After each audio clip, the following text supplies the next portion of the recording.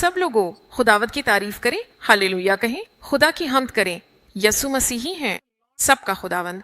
जब हम लूका की इंजील के दूसरे बाब को दोबारा देखते हैं तो ये सब लोगों के लिए है, न कि सिर्फ चंद लोगों के लिए। ये एक अजीम खुशी की खुशखबरी है। ये सिर्फ चंद लोगों के लिए नहीं, ना सिर्फ यहूदियों के लिए, ना ही किसी और कौम के लोगों के लिए। यहाँ ये बात बहुत वाज़ेह तौर पर बयान की गई है। चरवाहे खेत में रात के वक्त मौजूद थे। अचानक खुदावंद के फरिश्ते उनके पास आकर खड़े हो गए और खुदावंद का जलाल उनके गिर्द चमक उठा और वो बहुत डर गए।